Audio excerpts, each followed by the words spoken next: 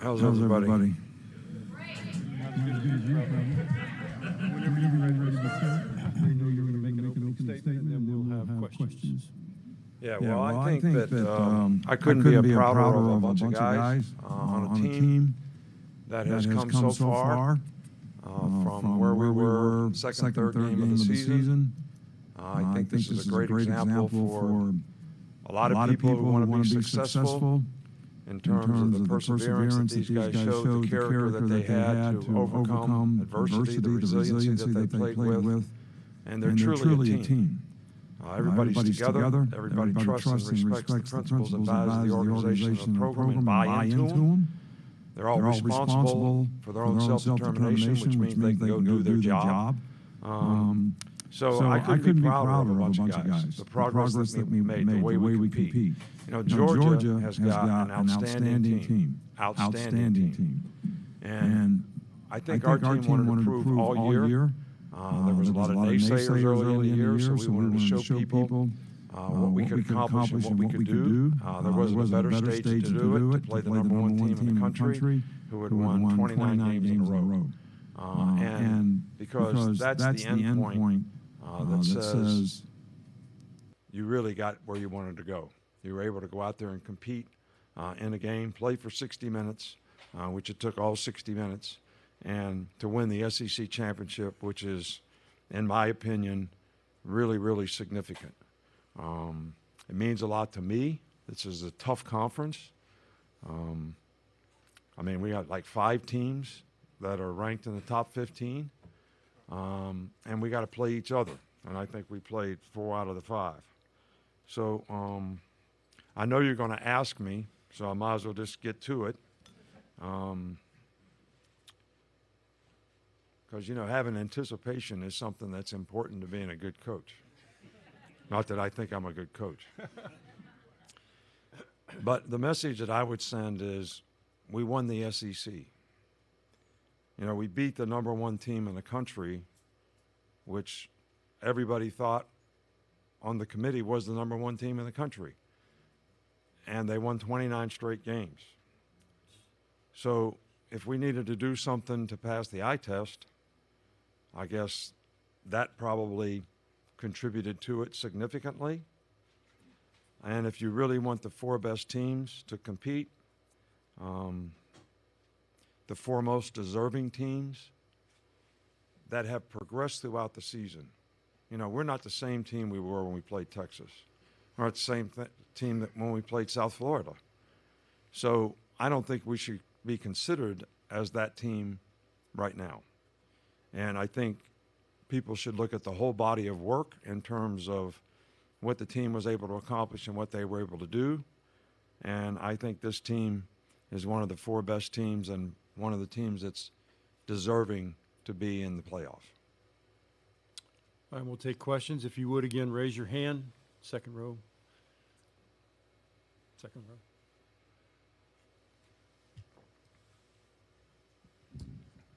Nick, you obviously made your case for the playoff. What would your response be if the committee disagrees? I've disagreed with them before. I disagreed last year. So I respect them. I know they have a tough job. I know there's a lot of good teams. But I'm just speaking up for our guys on our team who have busted their butt all year long to accomplish what they've accomplished, and I think that needs to be recognized. Right here. For Jalen, Coach has been very complimentary of your season and your progression. What can you say about his coaching job? People are saying one of the best years he's had as a coach. The biggest thing as players that we can do best is be coachable. Coach Saban, the biggest thing I want to do is be a sponge for all information. Because at the end of the day, all of our coaches are pushing us to be successful. And to speak about our coaching staff, man, they push us every single day. And we set short-term goals and long-term goals before the season even started. And the biggest thing we had to do as players, be coachable, be receptive to all coaching, and just try and find new ways to improve and get 1% better each and every day. I think our coaches did a fantastic job with these players. Fantastic job of helping guys develop and improve And I really appreciate our staff of people who contributed to the success of this team. It's not about me. It's about everybody on the team who contributed to the success of this team, players and coaches alike. Back here in the middle. Jalen, you guys get the ball back. They had just cut it to 20-17. All the momentum was on Georgia's side. Place was going nuts. What's going through your mind? How do you stay calm in that moment to engineer that drive to score again? Singular focus. That's the biggest motto that we had going into the game. It's all about singular focus and doing our job. It's all about response, you know. And the biggest thing that we have on this team that contributes to any success is the family acronym, Forget About Me, I Love You. And I think we do a really good job with that, and it was all about singular focus each and every drive. Back here. For Dallas, I mean, what has it meant for you to have Coach Steele as a defensive coordinator? I know you mentioned him back in the summer, but what has he brought to this team from start to finish, having Coach Steele in here?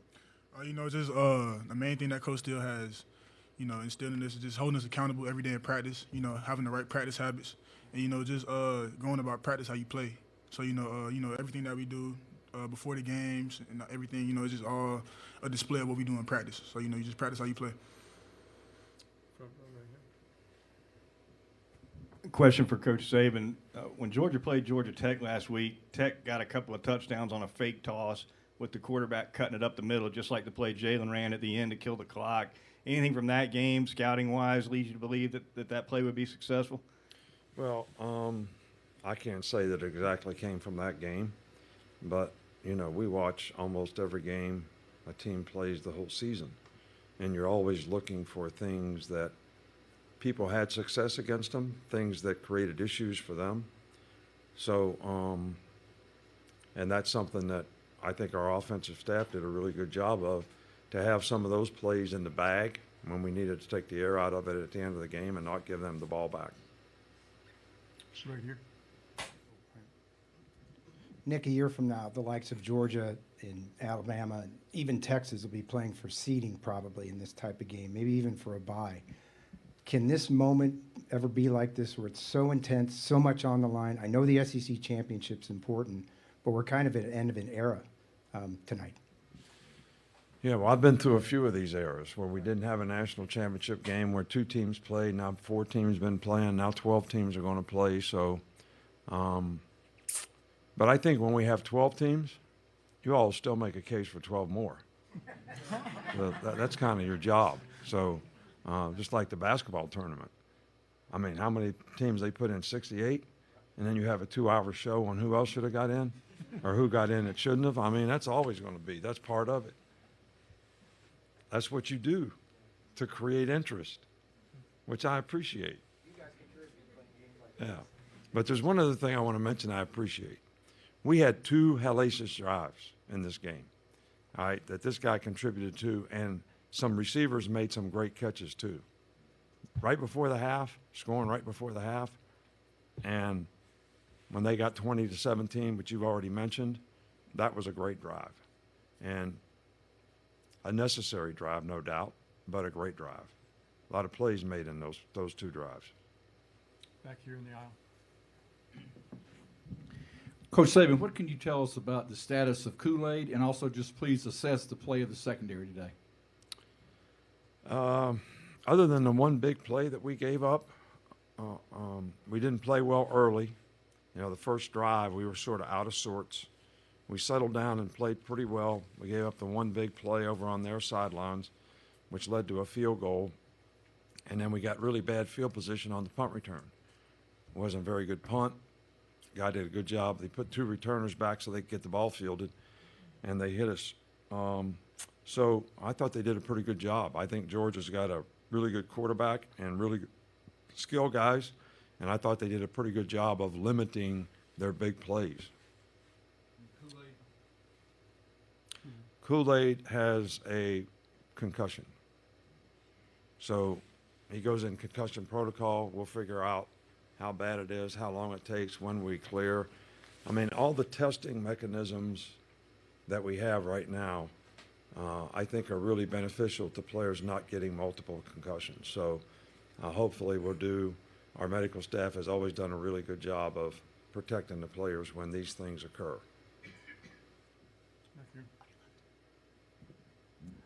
Coach, a couple of weeks ago, you said this team had been taking years off of your life. The last couple of weeks, have they done anything to help you find the fountain of youth, especially with tonight's win? You know how tired I am right now? I mean, I'm happy as hell we won. My speech in the locker room after the game was one word: celebrate. And I had just enough left in me to do the dance. Just enough. Right here. Jalen, this team has been talked about today, has improved so much as a season. I know you guys felt like people would kick you to the curb. Now that you've completed the regular season and won the SEC title, do you still feel like that some of that doubt's out there? The biggest thing about this team is we know there's unfinished business. All we want to do is improve and get 1% better each and every day. But we do have to acknowledge the journey we've been on. And I can do only be just complimentary of the guys in the locker room, because at the end of the day, when people doubted us, we continue to work hard. We just trust in the coaching staff that continues to push us each and every day. We have a good leader like Dallas right here next to me that pushes our offense as we compete on the practice field. So there's a lot of elements that allows our team to keep on pushing towards the final step, but we're nowhere near the finish line. We're constantly trying to get better. Coach, and for Jalen, Isaiah Bond had 4 of his 5 catches on that last touchdown drive. Just talk about the way that he's been so clutch this entire year, specifically against Auburn, and of course tonight. Go ahead, Jay. Well, it contributes to practice habits. When you practice well at practice, we implement different things that you can do in the game. So I think that's the biggest thing that correlates to the game is how well he practices. He plays with a lot of speed, and then also he does well with the game plan. So Coach Reese just game plans very well with IB, and he continues to just work hard. So he's a great resource for our offense to keep us going. IB's been great all year, and I think the one word that I would say is he's very consistent in practice as well as the game. And if you're a quarterback, you want to be able to trust your guys that they're going to go run the right route at the right depth at the right time and show up in the right place. And I think he does a great job of that. And he's got great speed, so, that's always helpful. Right here. For Dallas and Jalen, what would be your message to the committee about why you deserve to be in the playoff, or do you kind of let what you did on the field do the talking? I mean, honestly, I don't really like to talk too much, so, I just like to perform on the field, and, we clearly had a very good game tonight, very big win. But, we just let our players do the talking for ourselves, so. No, I got something to say. Georgia #1, right? You beat the #1 team. What do they consider us? What does that consider us? But at the end of the day, that's out of our reach. But biggest thing we got to do is trust the process, keep getting better. But we beat the best team in the nation considerably. So what do y'all consider us? Lank. Coach Saban, 2 questions, if I could. Can we see the dance, 1? And 2, the play of Trey Amos and the opportunity that he had? Yeah, well, he's been playing for us all year. Trey's been playing in dime all year long, and we consider him a starter. When we move Terry on to start and play him on 3rd down, and he's done a really good job, and he did a really good job tonight. So he's been playing for us all year, but we have a lot of confidence in him, and he did a really good job tonight. So, and I can't remember 2 questions at a time. Can we see the dance?